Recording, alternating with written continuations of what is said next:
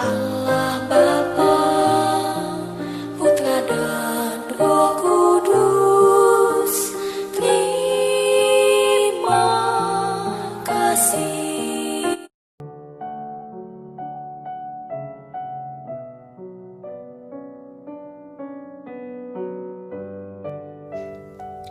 Shalom, selamat pagi.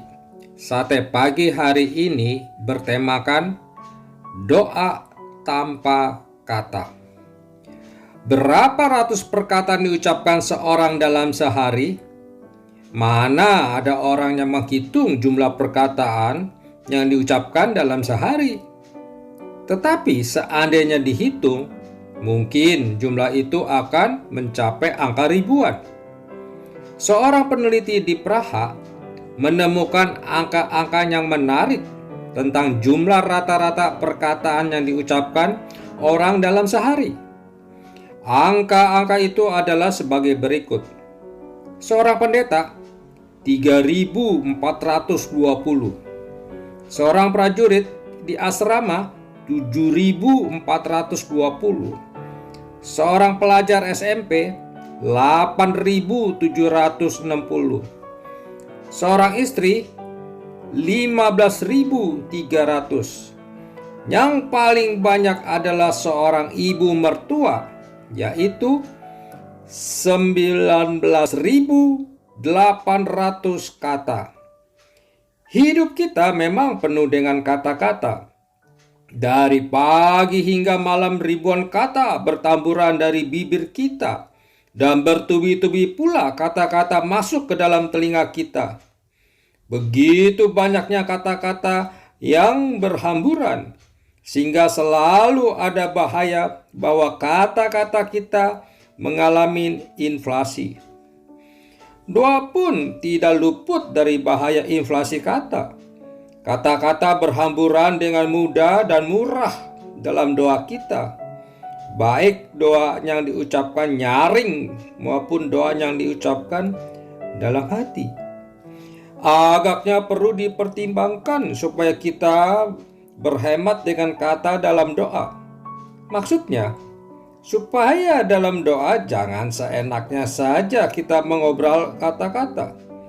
Dalam kitab Pengobat 5 ayat 1 dicatat peringatan, janganlah terburu-buru dengan mulutmu, dan janganlah hatimu lekas-lekas mengeluarkan perkataan di hadapan Allah.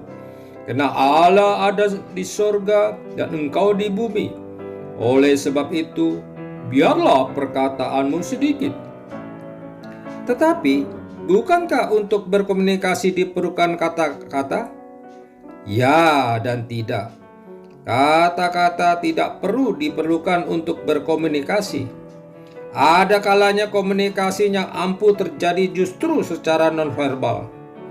Bukankah pada saat-saat tertentu kehadiran seorang yang kita cintai, walaupun tanpa bercakap, dan mengandung sejuta makna? Demikian pula dalam komunikasi dengan Tuhan. Kalau kita bertemu dengan Tuhan, perlukah seluruh waktu pertemuan itu dijejali dengan perkataan kita? Seolah-olah Tuhan dianggap sebagai tempolong penampung kata-kata kita. Sebagaimana perjumpaan antara orang dapat terjadi tanpa kata, demikian juga pertemuan dengan Tuhan. Tidak selalu doa terjadi dengan kata-kata, walaupun hati tidak membisikkan sepatah kata pun. Namun, dalam keheningan pikiran kita bersekutu dengan Tuhan, sebagaimana kita perlu mampu berdiam diri dalam berkomunikasi dengan orang lain, begitu juga kita perlu mampu berdiam dalam bertemu dengan Tuhan. Sebab kadang-kadang kita perlu juga belajar berdoa tanpa kata, yaitu berdiam diri di hadapan Tuhan. Dalam Yesaya 30 ayat 15 ditulis, dengan bertobat dan tinggal diam, kamu akan diselamatkan. Dalam tinggal tenang dan percaya terletak kekuatanmu. Berdoa dengan berdiam diri seperti itu sudah lama dikenal di kalangan gereja Katolik Roma. Tetapi akhir-akhir ini juga gereja Protestan melihat nilainya. Misalnya meditasi dan kontemplasi yang dikembangkan mulai tahun 60-an oleh komunitas Taizé di Prancis.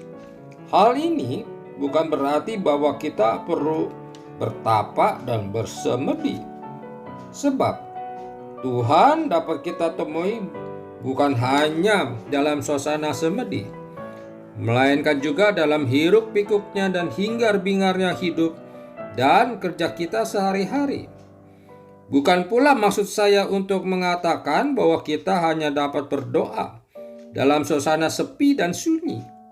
Yang perlu sepi bukan terutama tempatnya, melainkan pikiran dan hati kita, yaitu sepi dari kata-kata kita yang ramai mengisi perasaan kita.